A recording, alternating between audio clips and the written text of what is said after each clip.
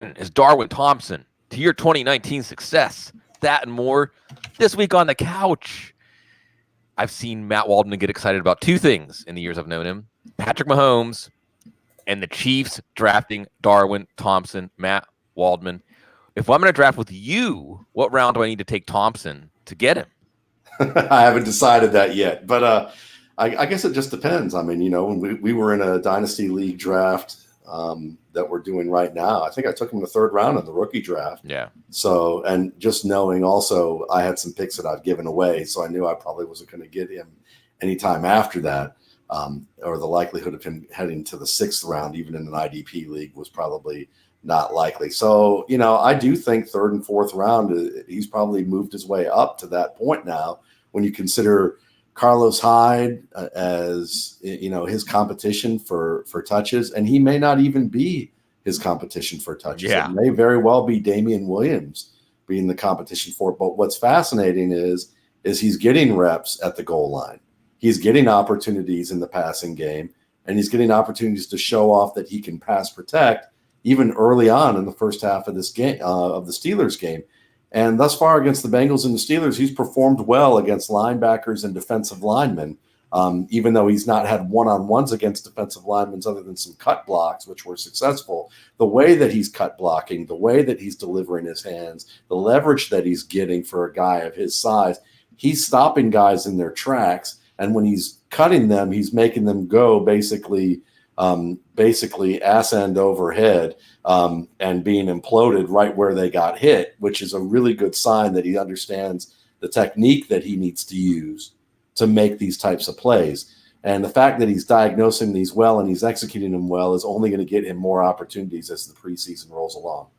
Yeah, Andy Reid's like, Matt, I love how much you brought workplace dynamics into our fantasy football analysis, because I think about it. Like, Andy Reid's like, I'm just looking for a reason to fire that guy, just to be good enough new guy at your job, and we're going to have a nice future together. It just feels like that. And the drip, this is why I know that you're not ignoring the preseason. You're doing a great job finding plays, insightful plays that reveal players' inner nature that you're seeing on the preseason. So you're reacting to it. You're obviously being influenced by it. But then there's also just the tone and tenor of things. And Greg Rosenthal was the first one to bring up the possibility of Carlos Hyde being cut. And every week, as these 53-man rosters are compiled by all the great people covering these teams, somebody will leave Carlos Hyde off the 53. And that was before he fumbled, and before Darwin Thompson showed out, and before Andy Reid said, yeah, he's better than we thought he was going to be. So, 10th round, 11th round, 12th round in a redraft league. You beat someone to the punch, because we've already seen this situation.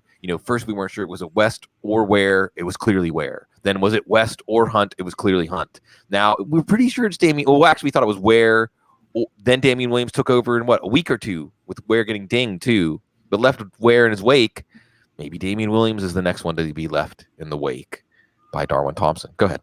Yeah, because a lot of people, there are a lot of things, and I talked about this at Football Guys with the article about how do you parse out this backfield. And I think one of the things that you really want to consider is Graham Barfield put out a really nice, tweet that is just concise about how Andy Reid tends to give the ball to one player in terms of snaps from the backfield, and that he's done it for a long time. And, if you just look at the general context of it, well, yeah, he's had LaShawn McCoy, he's had Brian Westbrook, he's had Jamal Charles. And then after that, he had Spencer Ware before Spencer Ware got hurt. But when you look at the stats, Spencer Ware was one of the top backs in yards after contact and yards after the catch as a receiving back. So he was not on the level of those three players I just mentioned before him. But it's arguable that you could say that he was just below maybe Kareem Hunt, and that if he had not gotten hurt, he and Kareem Hunt might have split time, and they wouldn't have been forced to use Kareem Hunt the way they did. Because remember, Kareem Hunt couldn't pass block his rookie year very well, and that was the big issue. And then they ended up using him in ways where they didn't have to pass block because, as we know about Andy Reid, he's one of the best coaches at matching the scheme to his talents, but he'd prefer his talents to be able to pass protect at the running back position. And when that didn't happen, he just said, fine, we'll just let him go out for passes and go deep and win in the passing game, on screen game, and things like that. So when Hunt got suspended, and Ware's coming back from one of the more difficult types of injuries that you can have to your knee. You know, that LCL, when it's, you know, you have the PCL and LCL combo. You know, Gene told me that that's one of the more difficult injuries to ever have like tightened up in the way that it needs to be and synced up the way it is, which is why he kind of wondered why Nick Chubb actually could be as good as he still was after that horrific knee injury, because he had that happen. He had every ligament except the ACL. And when Chubb came back and played like he did, Gene was like, that's rare. That's rare for a guy to get stitched up that tight and have it sync up the way it was. And so with that going on as the backdrop for Damian Williams, who do they have? Damian Williams, Darrell Henderson, and Charkandrick West, who'd already proven that he's not the guy. So they kind of just gave it that. Ware came back just enough that they were like, maybe this could be a split. And then he strained his hamstring and he was out. And then Williams started to play reasonably well. Yeah. And that was it. But to me, this is one of those where if you look at the context behind the stats, the context is he knows Damian Williams isn't the guy. He just knows that he was the best of the guys that he had. And now he's looking, going, well, Hyde's played well enough that we could use him if Williams can't really get it going in the inside running game. And this Thompson kid keeps making plays. We just need to see whether or not he can translate it to games. And so far he's translating it to games. And that's why we're seeing the shift of the tectonic shift in the Chiefs backfield, as you would put it. Well, the data says he tends to lean on one back, but the data also says the identity of that back can change pretty quickly. Yes. So your Darwin Thompson shares. It's fun. It's exciting. Okay. I'm going to have a lot of people sit on the couch. I will vacuum and clean it in between. Well, I mean, is that a statement about the fact that I just got up and I look like a slob? And you no. Or is it that I just leave the chips here? It's me. It's who knows. I mean, if people could actually see the couch and like what's on the coffee table, they would understand. You need one of those big hotel couches from like the 50s and 60s. You know, there's like a Branford Marsalis album with this one of those like big couches that he sit on that could fit like 20 people. I like the sectional. You know, the one that like the one that I think in Lebowski and Jackie Treehorn's house. That'd be a nice one.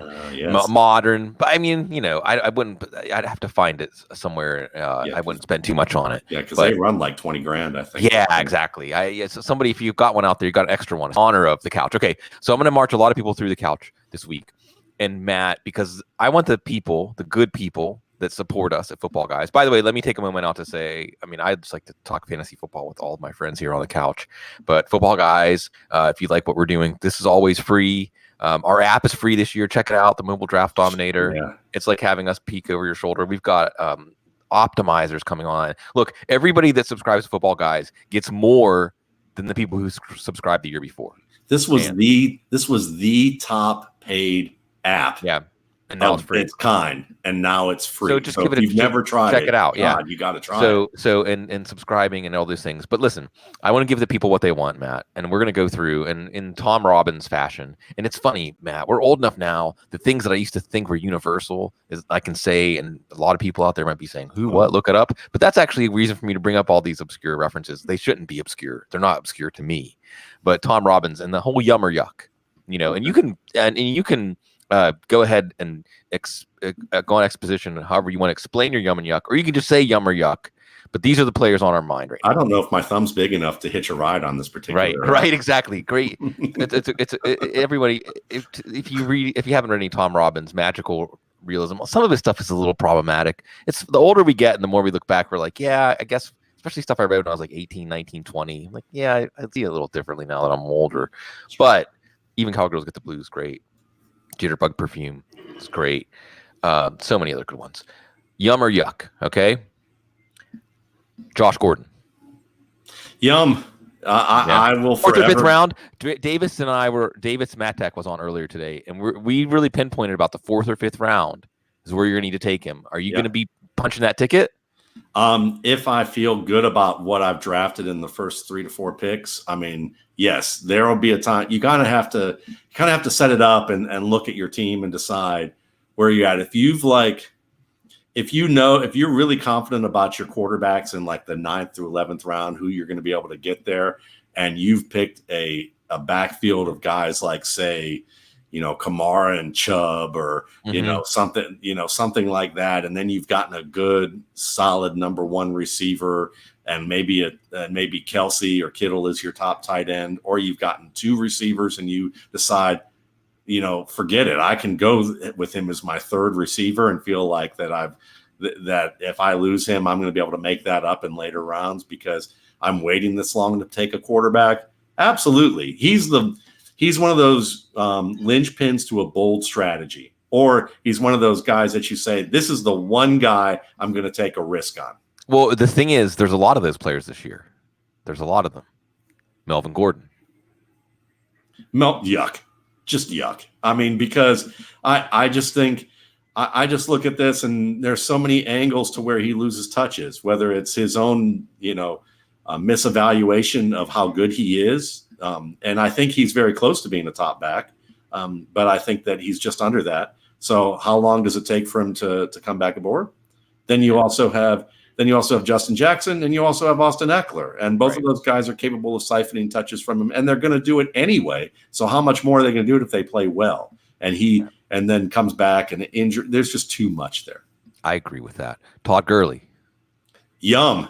Second round. Because you didn't mention him as one of your I feel good about my start players. So is Gurley and Gordon compatible? Can you take Gurley and Gordon in the same draft at ADP? If you're playing high risk, yes. If you're not, no. Yeah. But he went from I'm not sure I want to try this to suddenly having a bit of a taste and going, oh yeah, load up my plate, because I taught, when Travell Gaines, we know Travell Gaines. Yeah. So Travell Gaines kind of went into a lot of detail about why he worked Gurley, what he's doing. And we all know that Travell kind of knows how to handle the media, and he has his players basically, take a media class and how to do things. And I understand that. But at the same time, he's someone that isn't going to tout a player to the level that he would tout Todd Gurley if that player doesn't have the maturity or things aren't really going extremely well, because he's built his business on doing good work and not being a charlatan. And there are a lot of guys out there that are charlatans. So, that plus Darrell Henderson just kind of having some issues being able to make that transition with some of the run scheme plays that he's had. And the fact that, Marshawn Lynch at 26, 27, 28 was on the veteran plan. Gurley's 25. Are we going to make a big difference about 1 year? True. He just turned 25. And I think, I'm my avoid stance on Gurley, I've admitted, is superstitious in a way that it's just like when I don't know, that makes me want to run the other way.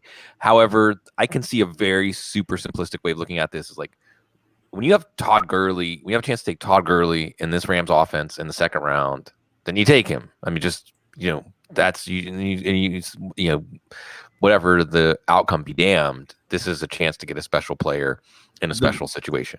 The bigger issue might be the line and some of the changes along the offensive line. The good news is that Allen and Noteboom, McVay's treating them like entrenched starters. They're not barely even going to play in the preseason, so he must feel good about them. Yeah. The preseason is becoming less and less valuable to us in terms of getting to watch guys play. We said, hey, here's another one. We haven't even barely got to watch. Have we even got to watch Antonio Brown practice? Antonio Brown. Yum, yuck. Yuck. And it's just, and I feel, and as you saw in our last week's Audible, I feel pretty good about why he protested the helmet issue, to an extent. I understand the safety aspect and why they need to do that and go from there. But the guy there's so much drama surrounding the guy.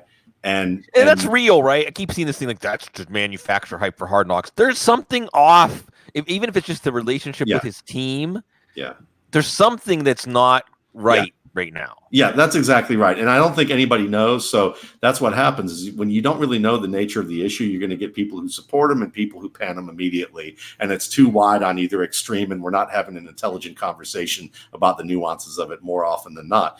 But to me, the biggest issue is what, our fellow football guy in RSP or Dwayne McFarland has done with Mark Schofield, which was look at the data of Derek Carr and see, oh, well, when he's got time, he's an elite quarterback in production. When he doesn't, when he's in the red zone and he's got to make quick decisions or decisions under pressure, and he doesn't have enough information in front of him to do it, that's a big problem. And I think that with Antonio Brown is used to having his wingman Ben Roethlisberger, perform magic, and I don't think he's going to realize until the middle of this season, or really within the first 3 to 4 weeks of the season, if he plays, is that Derek Carr is not Cinderella. That slipper ain't going to fit, and then he's going to be mad, and there's going to be some things where Carr just doesn't have. Antonio Brown's going to learn very quickly. Like, I would love to ask Antonio Brown if he's a cogent human being within the next 10 years. What made Ben Roethlisberger a good quarterback? And he's going to think, and when he gives that answer, it's all going to be based on what Derek Carr isn't. Yeah, right. Well, that's my simplest way, and I was already cool on Brown before all this stuff, is I just can't determine how much of his value was created by Roethlisberger, or how much of the way that Roethlisberger added to his value Carr can't.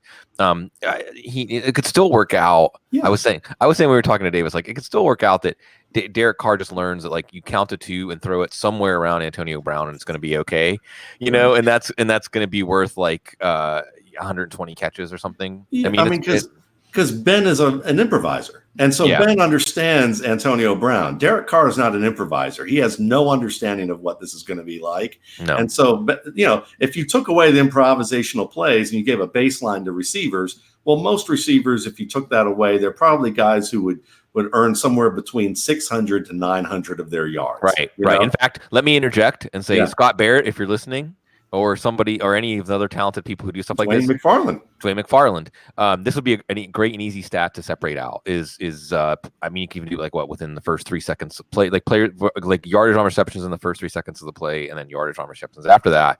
And then we can look at it through the quarterback lens and the wide receiver lens and learn a lot. Because as we've talked about, Matt, and I think this will start to grow, is we evaluate quarterbacks in structure and outside of structure, but we really only evaluate receivers inside of structure when we're determining that. And obviously, it's a much bigger part of fantasy value than we think about during draft season when we're evaluating these players. So I'm with you on Brown, and it's going to be it could be tough. It's the uncertainty. Why embrace this uncertainty? The Colts and Andrew Luck in general. One big yuck take there with this stuff.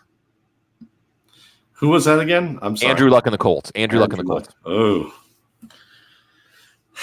I'm going to still say yum, but I feel like that the expiration date on this is looming, and it's been sitting in the fridge a little bit long, so you may have to sniff it under the lid before you decide to try and eat it. Doesn't it just make sense to here's how I was just thinking about it. I'm rewriting my quarterback tiers right now. They have Jacoby Brissett. They have a good defense. They have a good offensive line. I think they want an offense like what the Patriots had last year, or even the Rams to an extent, in that the run is the foundation. The running game is the foundation more than a passing game foundation offense. And they want big leads in the second half, and they want to nurse those leads. And why, if Andrew Luck is still reporting pain 3+ months in, why would you not just start Jacoby Brissett week 1 against the Chargers? And as long as you keep winning, ask Luck, do you still feel pain? If he does, let him keep sitting. As long as the team is still on track to make the playoffs, wait for Luck to say, like, I feel like this is gone now, which I have no idea how to predict when that's going to happen. But Jacoby Brissett being there makes it more difficult to calculate what the threshold is of, like, you put Luck out there. Like, when they say those things like, well, Luck could have played on it. And Luck hates that question, by the way. Like, if you haven't seen it, look up when they ask Andrew Luck. He's like, I won't do hypotheticals. He's like, well, could you have played? I don't want to talk about that. So Luck's not going to give us any insight.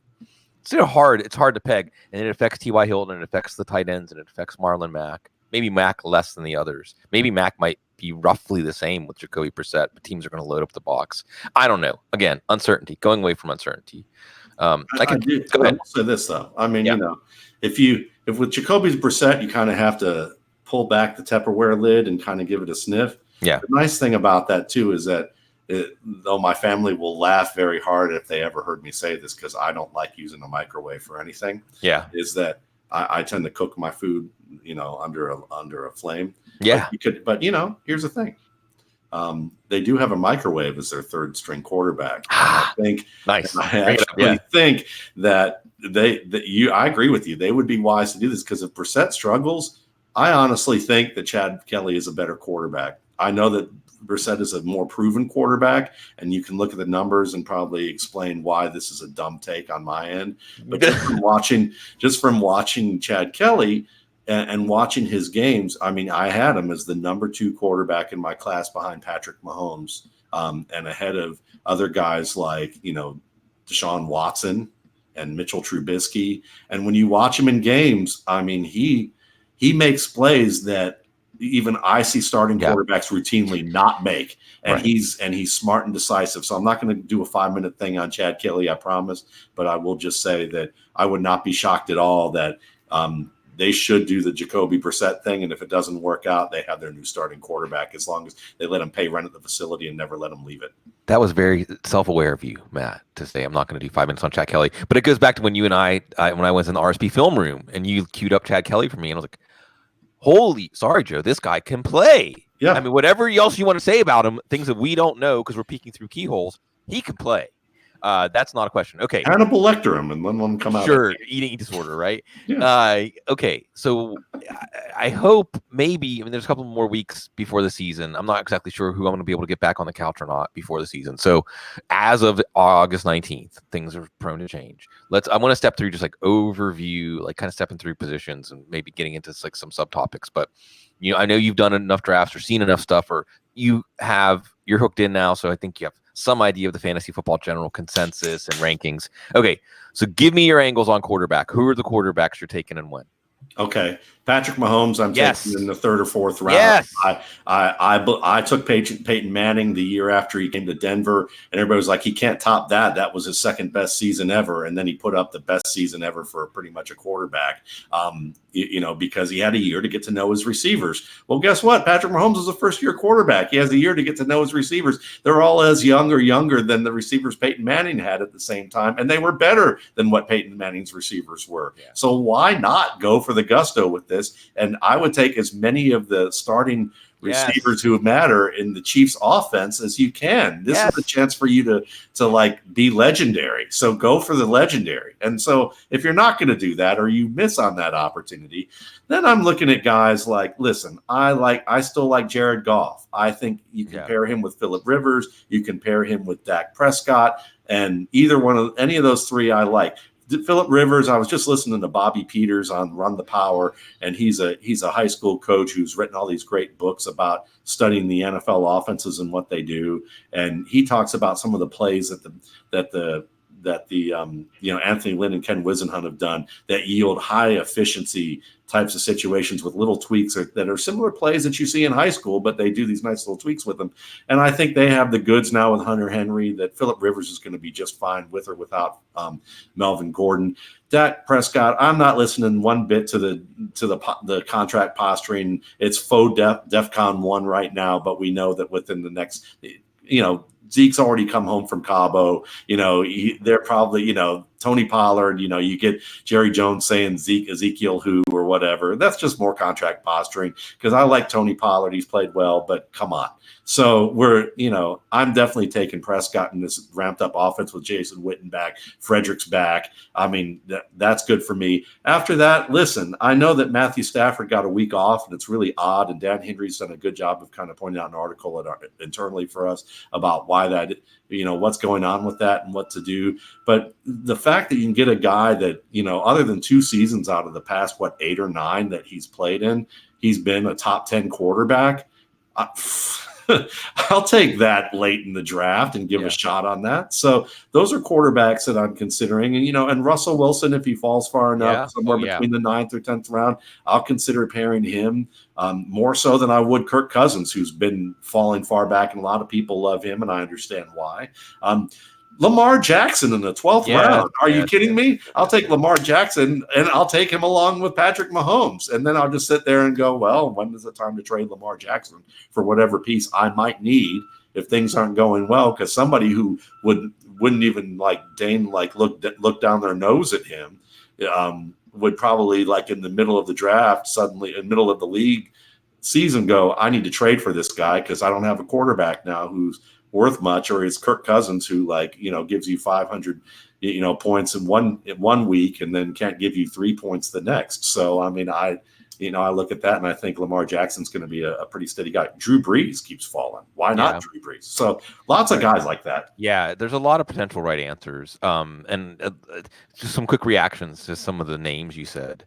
And I just want to applaud again. Going Mahomes early. And Matt, I know you'd agree with this. Like if one of our supporters, readers, listeners, subscribers said, I'm thinking about going Patrick Mahomes in my regular, 12-team, one quarterback league. Am I crazy? I would say no. Go for it. Yeah, he was a worthy first round pick last year. He may well maintain that gap. Jared Goff is kind of exciting because of this. Opens with the Panthers and Saints. Not great. But then Browns, Bucks, Seahawks, 49ers, Falcons, and Bengals. That's like a hot knife through butter, the Rams offense through that stretch. Lamar Jackson may actually end up being the right answer at quarterback of all the right answers because of the progress of the offense. And why I really like taking Lamar Jackson is that opening schedule of Miami, Arizona, and KC. That's really probably the 3 worst defenses in the league. Boom. And boom, you boom. just mentioned teams that don't play well in the middle of the field, and he's great in the middle of the field compared to where he is on That's why so this is a great example, Matt, of how fantasy football, I don't think people talk about this very much over the course of a season because we spend so much time getting dug into our positions before the season. But you often are right and then wrong and then right again about a player, or wrong and then wrong, or right for the wrong reasons, or right about the reasons but wrong about the outcome because something else that you didn't. So Mark Andrews could start off with like 4 for 80 and a touchdown, 4 for 90 and a touchdown, and 5 for 120 and a touchdown on like 5 or 6 targets in those games, and that's it. Or maybe even the number of targets, maybe it's 100% targets to catches. And then everybody says, well, they're still playing Nick Boyle, they're still playing Hunter Henry in those Hunter Henry, Hayden Hurst, also these H's. And they're playing Hayden Hurst, and then Andrews has like a 2 for 31, and he has a 2 for 17. So this is how the ebb and flow of the season goes. Go ahead. And please, if I may, because you touched on a very important point here that I think that fantasy players need to understand, whether you're new to this or whether you're old to this and you rely on like one thing every year and you say this one thing always works for me and all the things everybody talks about doesn't work. And, I've heard this from fantasy players. The thing is that the whole idea of being right or wrong is really about the fact that how much is your fantasy analyst or you as a fantasy player analyzing the game, looking at it through a singular lens, and what type of lens you're looking at it. Because if you're looking at it from the standpoint of, if you're a fantasy player who's good at reading the ebb and flow of things and being able to make adjustments, Bloom, you're great at that. So that's one of your strengths, is being able to see this isn't working out. This is starting to work out. Let me figure out a way to negotiate or find somebody on the waiver wire to change what I need to change with my roster and make the necessary adjustments. Now, if you're the type of drafter that isn't particularly good at those things, but you're good at being able to draft a team, then you want to make sure that you're drafting players where you're minimizing that potential up and down aspect of their nature. So you may avoid that. Both answers are going to turn out to be right if you manage it well. So it's about how well you manage these things and knowing yourself and how you manage those situations. You and I are both very strong on the waiver wire when we compete. I noticed that. You're more likely to make a trade than I am. And so that shows you that you're a little bit more on the flexible side. I'm a little bit more on let me pick players who I don't have to deal with this. And if they do, then that means I'm getting on the waiver wire to look around. And if I have to make a trade, well, okay, if I have to, but I'm a little afraid that I have to do so. And we both have had success with those types of things. You just have to understand who you are. So that way, when you start listening to fantasy analysts talk about this stuff, that you're not looking at it as that's right or that's wrong. You're saying that's right for these situations, that's wrong for other situations. Well, exactly. That's the whole thing, right? It's almost like if we reverse engineer, and me being the mayor of Narrative Street, when we reverse engineer like the 15 situations that deviated most positively from our expectations and the 15 situations that deviated most negatively, we can find that golden thread of truth, the narrative through it. When we look backwards, like is it Kierkegaard who said like life is understood in reverse but live forward, or something like that? Like we can look back and say, oh, if we would have put more weight of these potential factors that would break positive or break negative, we would have been more open to seeing this outcome coming and reacting appropriately when we saw those early signs of it. And I really think that rankings and projections and recommendations by fantasy football analysts, for the kind of fantasy football analysts listening to the show right now, who are Football Guy subscribers, who are like a part of our scene, the people who I'm talking to right now, like, you like taking your own stance. You don't want just someone to tell you, take this player, this player, this player, this player. What we can do for you, our main job right now, is like massaging your brain with everything out there that could be impactful or material. So when things start to come at us fast in the first few weeks of the season, we can react appropriately, and really just keeping your mind open to those things. And yeah, you have to take a stance in the draft. One other thing I'll put up, quarterbacks, you mentioned before I turn the page. And Prescott's good. Davis and I talked about that Kellen Moore could really help this offense take another step. Maybe not to like Kansas City, Philly levels, but it could be a much more efficient, effective offense. We don't know how much caliber. Yeah, potential right here. Well, I mean, we don't know how much Linehan was holding it back. And then you add these pieces, Gallup's taking steps forward, things like that. But with Phillip Rivers, real quickly, I still want to hear about Russell Okung. I still have no idea what's going on with that situation. It seems like, and the Chargers are one of the most difficult teams. Chargers, Falcons, they're just teams that it's really hard to get multiple viewpoints on what's going on with the team. But it seems like they're preparing that, if Okung gets cleared, he gets cleared, but he's not there right now, and that's how they're going forward. And they had a problem at right tackle to begin with. So I mean, it's a little more difficult, even though Phillip Rivers can hang in there with the bullets flying with the best of them. I'm wary about that. Okay. Running back. So let's parse this out. First, in the first 2 rounds, and we know Nick Chubb. Let's assume for a second, Matt, that someone knows Matt Waldman's in this draft with me, and I thought I could get Nick Chubb like in the early second, like the 4th pick of the second round, but I'm going to take him. I'm going to take him 8th overall, right? Like, I'm not going to wait until 15. My math, 16, yeah, you whatever better. it is. You're going to take. So let's assume that somebody does what you would say, and I honestly think that, especially with, I have a little bit of concern about Arizona to start the season at least, which is more a problem for Kyler Murray than David Johnson. So David Johnson versus Nick Chubb, weighing that out. Chubb should be like a mid-first round pick, like somewhere between 5 and 9. Yeah. So let's assume that, because that's low-hanging fruit for you. What other running backs in the first 2 rounds are you willing to commit to right now?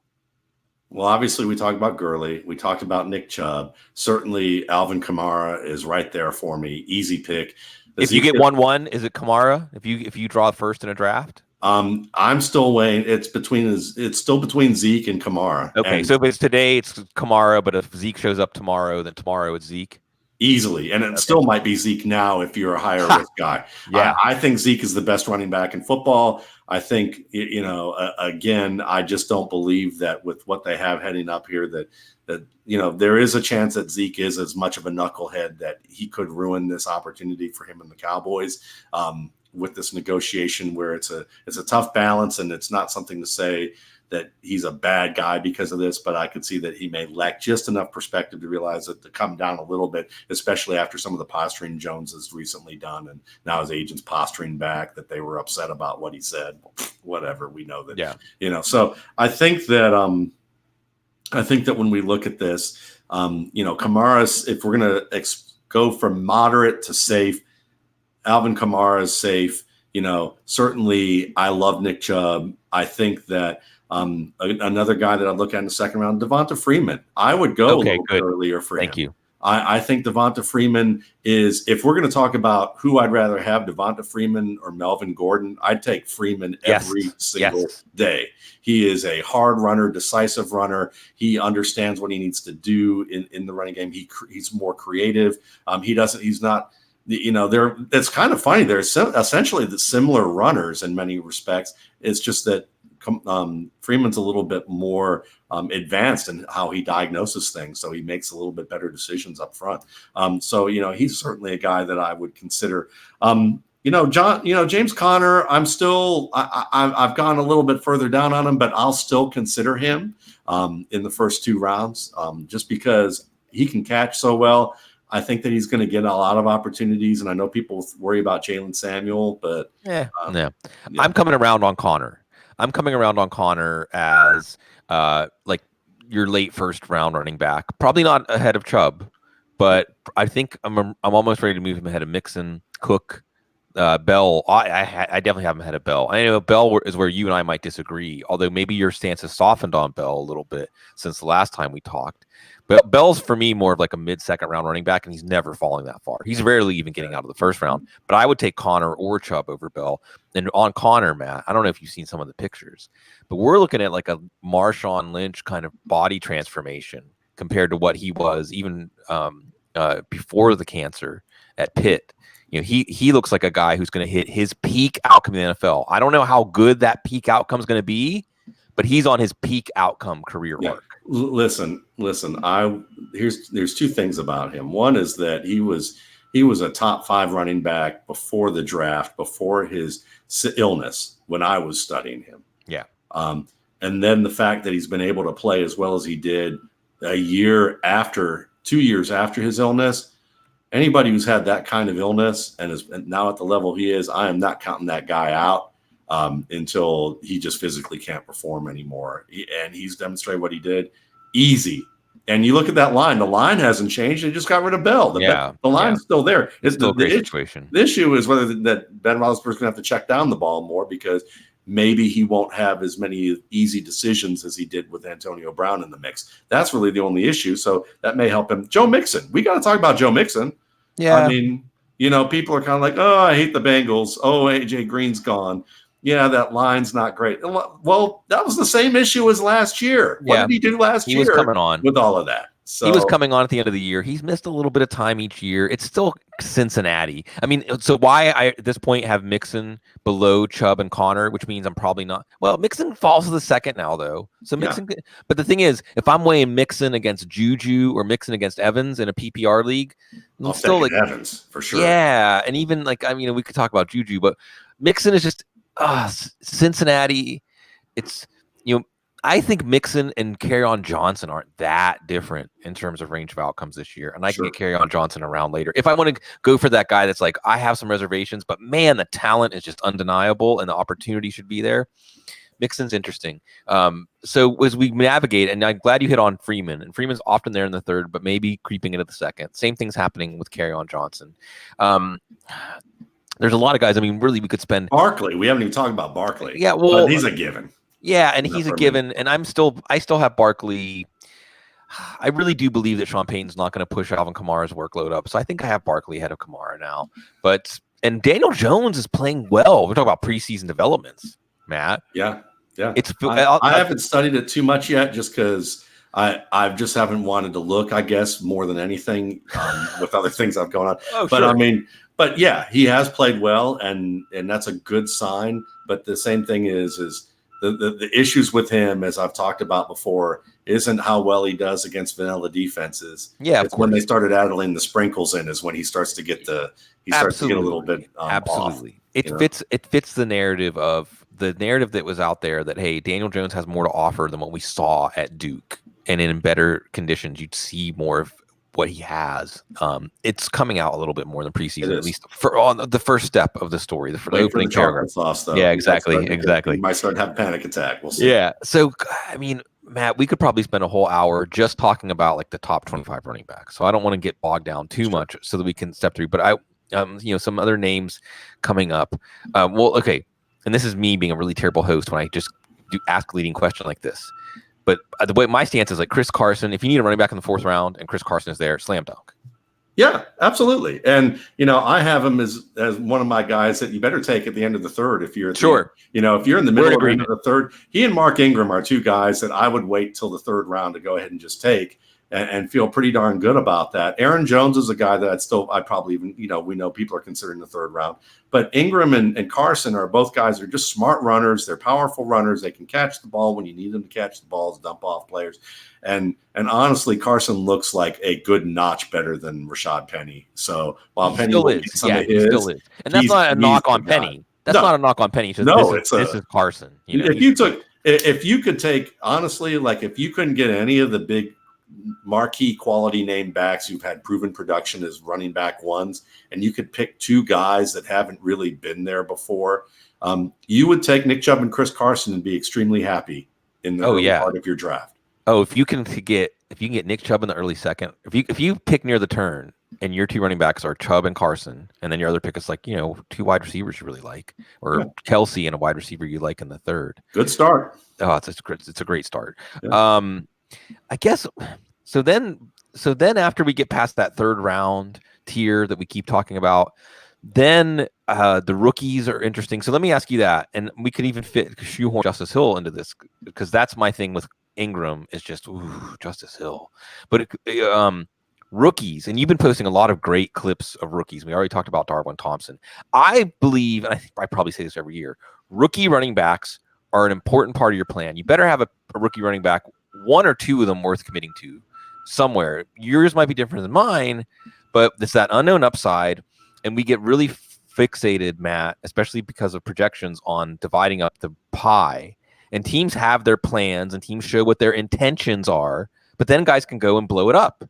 I mean, Darwin Thompson, he isn't quite blowing it up because I think Andy Reid was open to this, but you're seeing how a rookie running back can show whatever your plan was, you have to change it to incorporate more of this rookie running back. Give me a couple of names that you think could be those guys come September, October. Well, certainly Josh Jacobs fits into that mix right away. He's played well. He's performing well. And, we know that Oakland is not but are you taking him over Carson? Are you taking him over? You're not taking him over Freeman. I mean, like, you only can take so many guys. I mean, but now in an auction strategy, Jacobs and Carson is easier to pull off. Go ahead. Sure. So if we're going to look at like mid-round guys that we're going to start looking at, David Montgomery comes into the mix. He's a guy that certainly is probably one of the safer guys that you can get probably in the 5th round and feel good about that. And compared to other players that you're going to have there, you can see how they're going to find creative ways to use him, and also in more traditional aspects. And he can give you solid running back 2 production. So I feel pretty good about him in that range.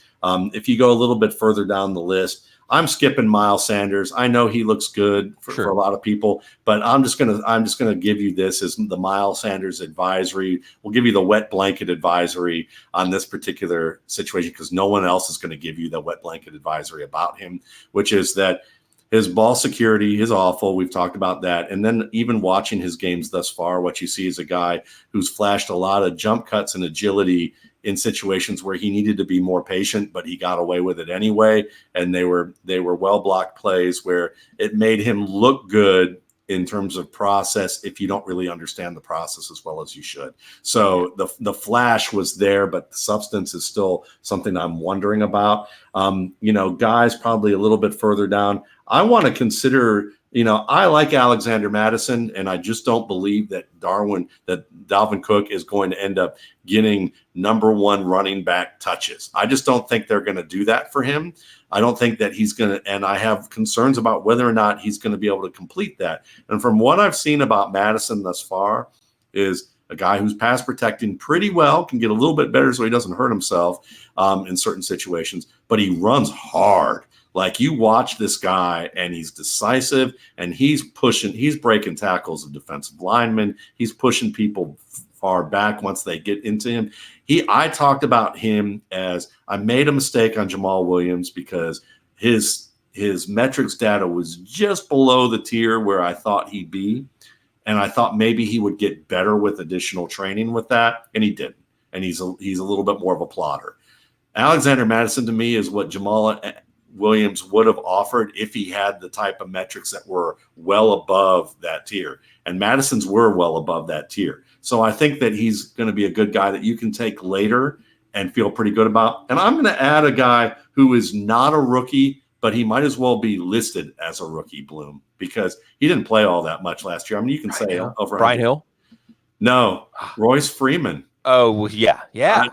I'm taking Royce Freeman like rounds before people are oftentimes, just because I believe in that Denver offensive line is fine. Flacco isn't great, but he's not going to make stupid mistakes in terms of certain play calls and getting people into the run game. And he's been able to support good runners before. I think they'll be able to do that with that defense. I mean, the Broncos are kind of like Ravens West. I mean, in terms of what you may look at them, in terms of how this offense may go. And I think that Freeman just didn't get a chance to be what he needed to be. So those are guys that I think, from that perspective, if I have to look like much later on in the draft. Damian Harris is certainly a guy that I like how he's playing. And I certainly see that if Madison isn't available, that Harris might be a guy I might go a little bit earlier with, just because of the knees with, wait and see, because it's a plug and play situation. And Zara Kanzabadian is bringing up Matt Breida, and I think we would both agree with Matt Breida at ADP. I've been talking Matt hammer Breida that for weeks. Hammer that as a bench guy. Breida, I love coming with Breida, guys like Breida and Hill and Harris on my running back bench. I'm not interested in depth. I'm interested in guys that, if they get a chance, things could be really special. If Pollard were still available, if Pollard were still available, I liked how Tony Pollard ran in the Senior Bowl. Yep. I didn't get a chance to see as much of him on tape because he wasn't used that way, but he impressed me at the Senior Bowl a lot. I thought he and Dexter Williams were probably the two best runners at the Senior Bowl between the tackles, and Pollard there was just not enough tape on him to really look at that and feel like I could project that well, but he looked good against the Rams this weekend. I was really impressed with that. So if he doesn't they don't shove him too far up in terms of ADP, if I can get him after the 12th round, I'll feel pretty good about that. Yeah, just check him and see what happens. Those early reveal guys, especially if Zeke heard something early, if he shows up, or if he doesn't show up, obviously it's more of an early jackpot pick. Okay, again, just because I may or may not get you on before the season, just give me the first few to march out of the tunnel for the Matt Waldman All-Stars at wide receiver. Marcus Valdez-Scantlin. Yes. Marcus Valdez-Scantlin, you look at him and you always have your players that you go, this could be the next T.O. type of player. This could be that next player who could emerge from like mid-round to late round semi-anonymity and flash and then build on his game and become a real big-time player. And here we are. You've got, you had Jerry Rice, and then you had T.O. under Steve Young. Now you have Devontae Adams, and you've got Aaron Rodgers, and you have this guy, Marcus Valdez-Scantlin, who runs a 4.39, who's tall, he plays strong, and I'm watching the routes from last season that he knew how to run, and I'm just like, wow, this guy gets how to incorporate moves. There's people who will exhibit, like you'll hear scouts say, he can rip and he can swim and he can do this move and he can do this type of release and he can do these 5 different types of release. But what they don't tell you is whether they can do them well and whether they actually do things fluidly in a way where they put techniques together well. And this is a guy that just seems like when he knows something, he's got that thing down cold and really is fluid about how he plays.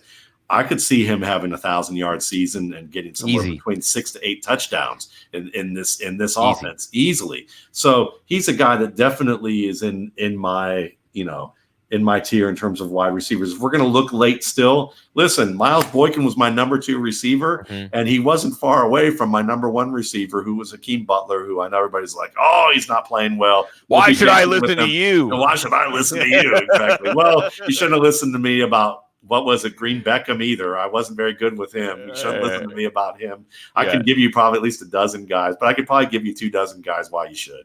So, and the most important one of all last year, I'm going to say it for you because it can't be said enough, Patrick Mahomes. Anyway. Yeah, so there you go. So, but I mean, listen, I love what Miles Boykin can do. I thought he was a much better route runner than people gave him credit for, and he's a guy that I'm definitely looking into and feeling like he's going to be on that team a little bit later on. If we go a little bit further up, Anthony Miller and James Washington are guys in kind of that mid-tier round if you're drafting 20 rounds. I love how James Washington runs routes. I love seeing the fact that the Steelers aren't sticking to that. Who was that guy from Oregon State who played wide receiver? Marcus Wheaton. Yeah, I love Marcus Wheaton. There's another one you can add. I should listen to him. Yeah. But I like Marcus Wheaton, and he kept getting all those corner routes that Roethlisberger can't throw, and those sideline bender routes that Roethlisberger can't throw. And he wasn't, and even when he's wide open, the passes weren't good. And it was just like, oh, are they going to dump James Washington in those types of routes in the offense?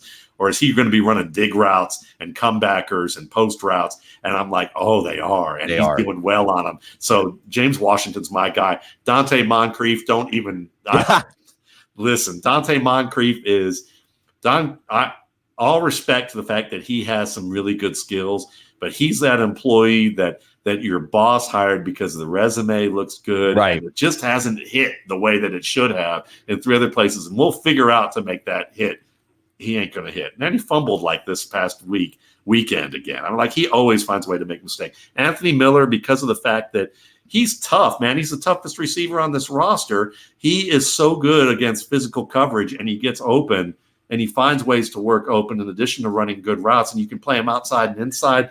To me, that's a no-brainer. Mitchell Trubisky, if he has at least, if he's halfway better than what I think he is, he's going to have, him in that particular range. Another guy that probably fits, Tyler Lockett. How do you not take Tyler Lockett in the third or fourth? slot? See, I'm thinking, Matt, if you get a late first round draft slot and you can go Carson Lockett at the 3-4 turn, why not?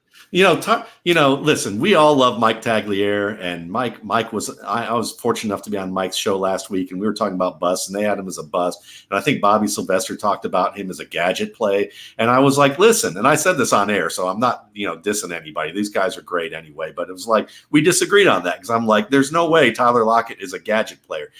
Tyler Lockett is now about to go from being a guy who wasn't really the emphasis in the offense, but tore the top off of it in a position where he didn't have the easy routes to make, and they made him ultra efficient.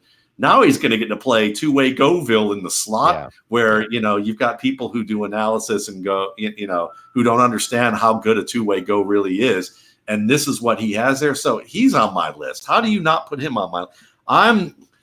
I've been afraid to do this guy in terms of like pick him, but I'm probably going to take him in a few drafts soon. Is Sammy Watkins? Yes, I love Sammy Watkins, and I've been burnt a little one too many times with him. In the seventh round, but are you kidding? Yeah, exactly. I mean, Sammy Watkins with and Patrick the fact Mahomes throwing him the ball. The team claims it's figured out what's ailed him in terms of being able to stay healthy throughout the season. And usually his issues have cropped up by July. Like you usually are hearing in late July, oh, he's not going to practice much. Oh, this is an issue.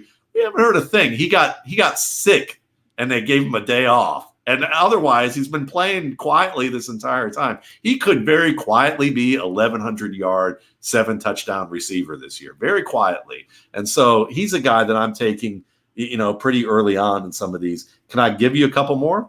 Yeah, go ahead. Well, DJ Moore, because of the fact that but are you willing to take him in the 4th or 5th round? I mean, are you willing to take, because so DJ Moore is one of those players that's the highest person on DJ Moore in your draft is going to be high enough to take him in the 4th round. Are you willing to beat them to the punch? No, because there's too many guys in the 4th round that I'll take instead. But if he drops me in the 5th, I'm taking him immediately.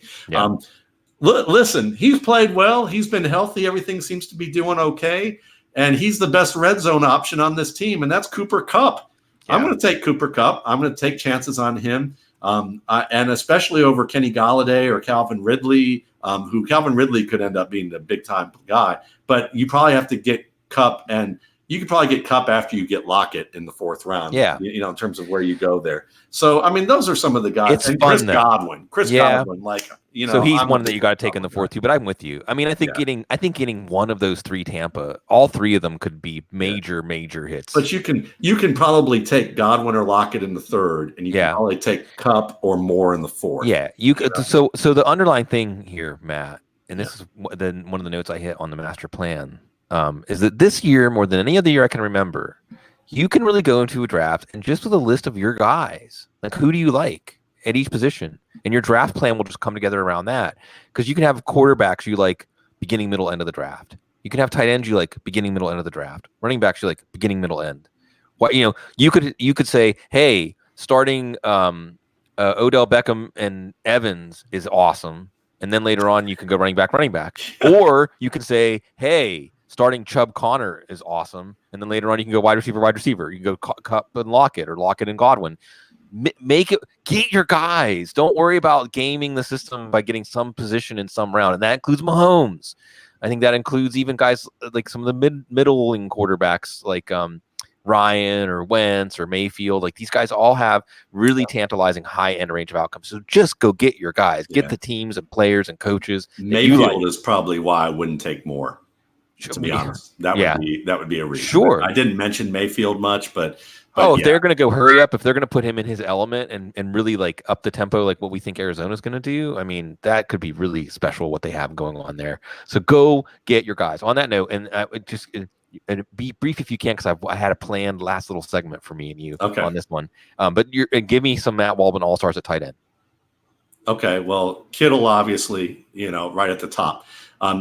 Delaney, I like old guys. So Delaney Walker, he's old, but he's healthy. Sure. He's going to be fine. He's going to be in the middle of the field. Awesome.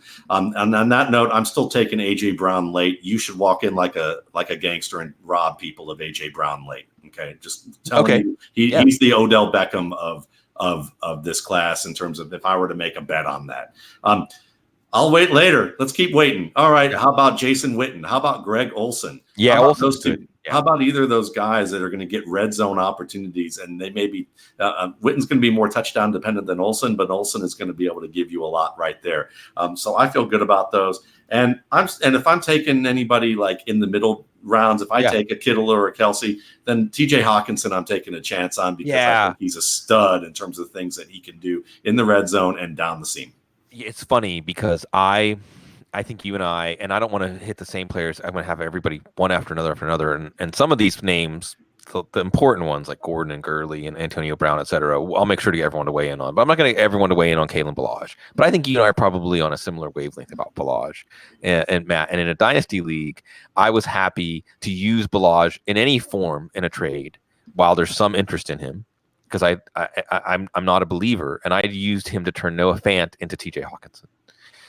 Because Hawkinson has that glow about him of a player who's going to be special. Now, Detroit might make it hard, like they did with Calvin Johnson and Barry Sanders, et cetera. And he's not going to be like that level special in terms of doing, Superman feats on the field. But as far as someone, again, thinking of it in terms of his range of outcomes, being on a path to hit the very top of his outcomes, you feel it. Go ahead. Yeah. Last one. If you don't get Hawkinson and you've waited, take it, and you already have a good tight end, take Darren Waller. Sure. Please take Darren Waller. Yeah. Because you can dump him in a week or two if it doesn't turn out. Well, even better.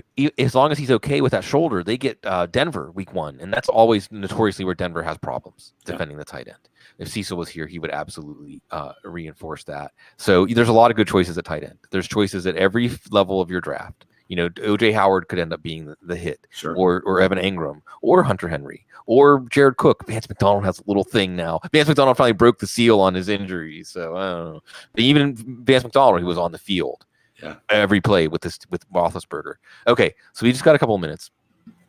And Matt, I'm down in New Orleans now. I hope to see you down in New Orleans sometime soon. And it's funny because you're in the Atlanta area, and Atlanta and New Orleans are like major rivals in so many ways. I realize now that it goes way beyond. You're the beatific tie-dyed angel, and I'm the wet blanket. So we go. Perfect. We got to get the buddy cop movies going. All right. But in New Orleans, we like the second line here, and let's have a little second line here for Cedric Benson. And I'll say this about Cedric Benson: he was, and living down in Texas, you might not understand this. I mean, if hadn't lived in Texas, he was a Texas high school legend. Truly, and that's not an easy bar, folks. That's a very high bar. He was one of the greatest Texas high school football players ever. He brought the big title, home to West Texas. Friday Night Lights and Boobie Miles. He brought it back to Midland. And you think about Texas, and you think about Allen and South Lake and Kyle and all these like Westlake, where Drew Brees and Nick Foles went, the kind of Silver Spoon programs, and you think about the kind of place Midland Odessa is. He brought the state title back there. And it's just, as far as, we don't necessarily remember him as a great NFL running back, but there was a point in his career where he was true greatness. Go ahead. Yeah, I mean, he had to follow Ricky Williams, which is like, I mean, listen, it's like if when Jamal Charles like played in the same era as Adrian Peterson in college and kind of said, I'm going to make people forget about that Texas forgot, that Texas couldn't get Adrian Peterson. And he almost did. I mean, Cedric Benson was a tough, physical running back who could give you a really high workload and produce very efficiently as a result of that.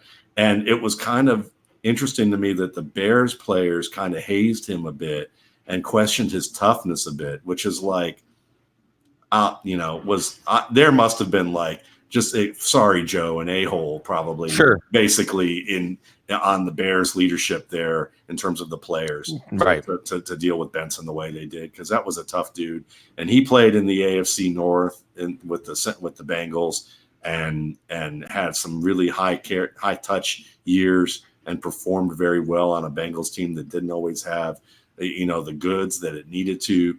And you look at that, and the same thing goes with all players. I mean, just because what you did, and there are a lot of people that miss him. They talk about the kind of person that he was, and there are a lot of people that are very close and near and dear to him who have a lot more personal memories about this human being. Yeah.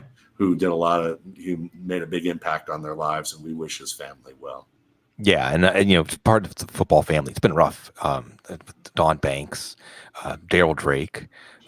It's been there's been others. I'm sorry, there's others I'm missing, but I want to end on one note with this. B.J. Simons. Am I saying it right? B.J. Simons. Yeah, you remember? So he tweeted something out about Cedric Benson that kind of stuck with me. He said, "Sad news about Ced Benson. I remember my time in Chicago. He was one of the few who befriended me. NFL can be a lonely place when you're new and a fringe practice squad guy. He'd invite me to hang at his house and give me rides to and from practice because of our Texas roots. R.I.P. Real one."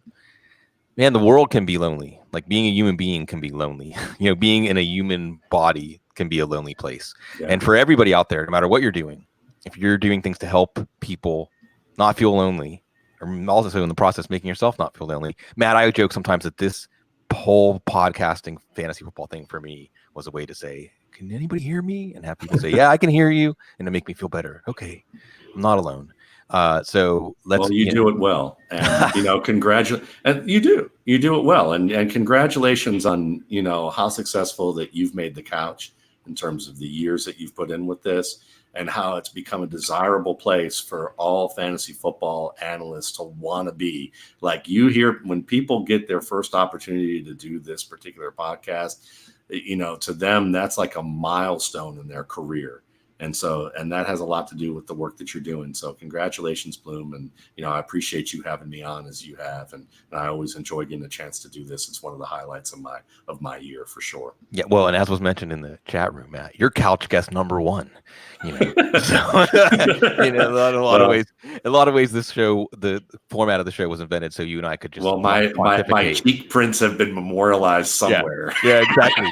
Maybe not on a window, but, right. Certainly on the couch, that'll work. It's good. And everybody, you're all there too with us. And without y'all, there's none of this. And we're very, very lucky that we get to do this. And it's only because of y'all's indulgence and that you allow us to bring something into your life. You're doing us the favor.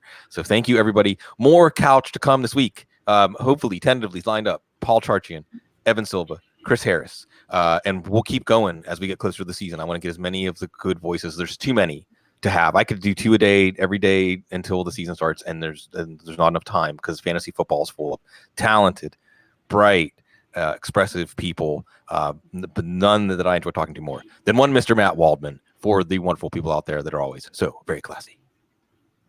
Okay, now we can't start saying what we're going to say because it's not actually going to end.